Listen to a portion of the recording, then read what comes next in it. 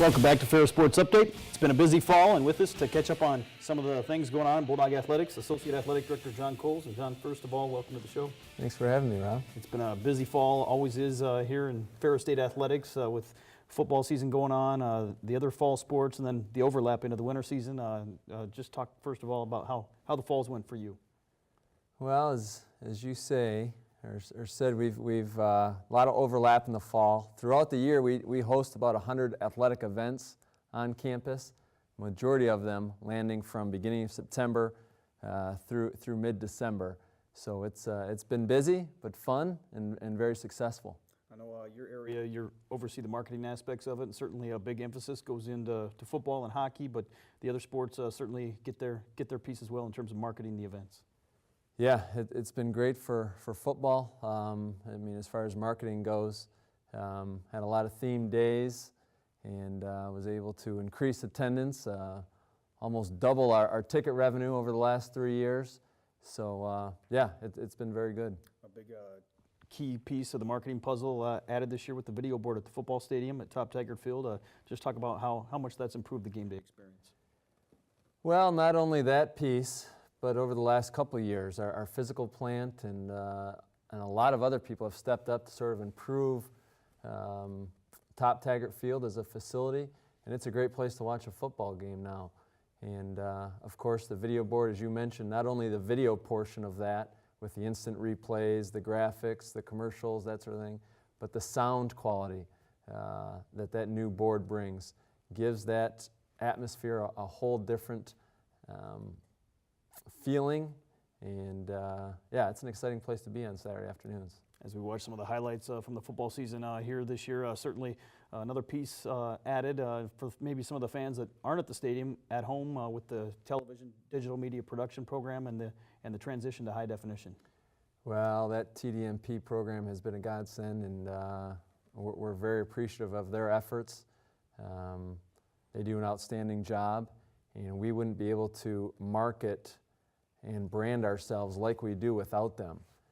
The ability to show highlights to people around the world just wouldn't be possible without Glenn, Pat, Steve, and those students. And again, they just do a wonderful job, and we can't thank them enough for their efforts. And as you said, with the HD quality, we are ahead of the game. We're setting the standard, and a lot of that is because of the efforts of TDMP.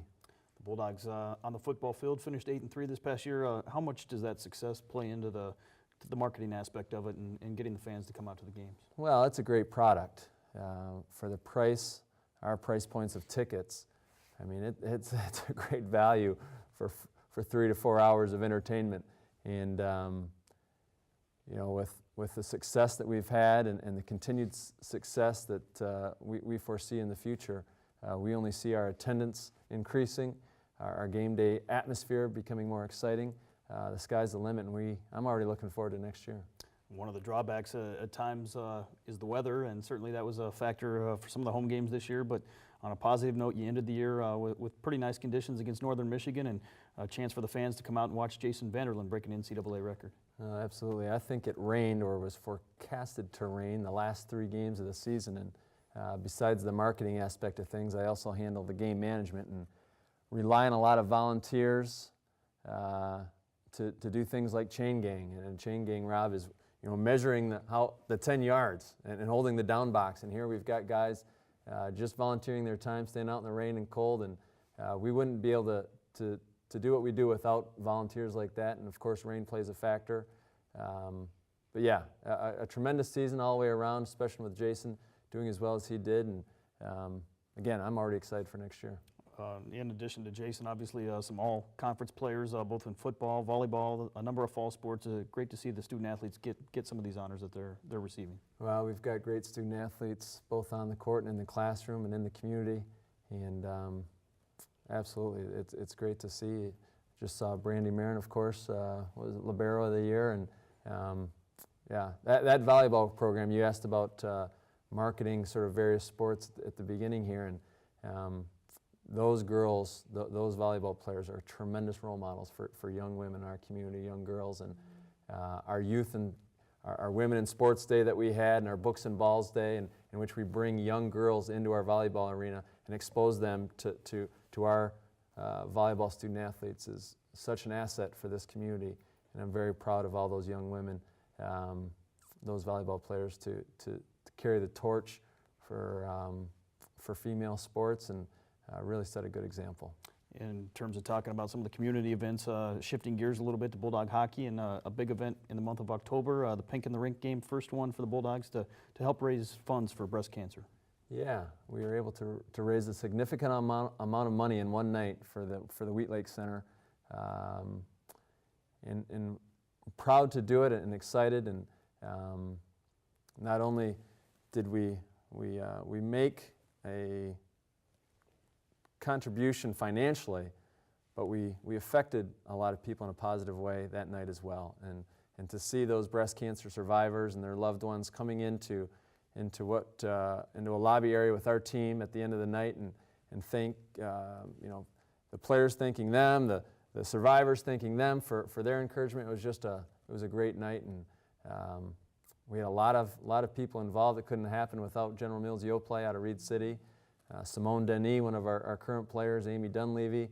A lot of work went into that event, and just happy to both support the Wheat Lake Center, but also make a difference in people's lives and put a smile on their face.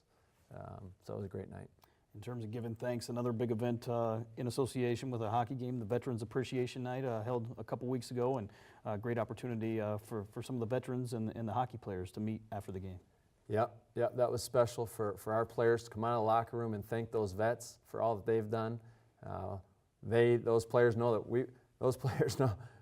we can't play this game of hockey without what you gentlemen and young and women did for this country. So great night of appreciation, and great night overall, that Veterans Appreciation Night, with the fight songs and the vets standing proud to their fight songs, standing up during the media timeouts and that sort of thing. It was a lot of fun.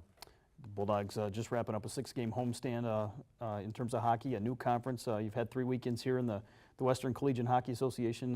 Why should the fans come out and watch the Bulldogs take on some of these teams? Well, like football and all our sports, I mean, for what we're charging, it's a great value.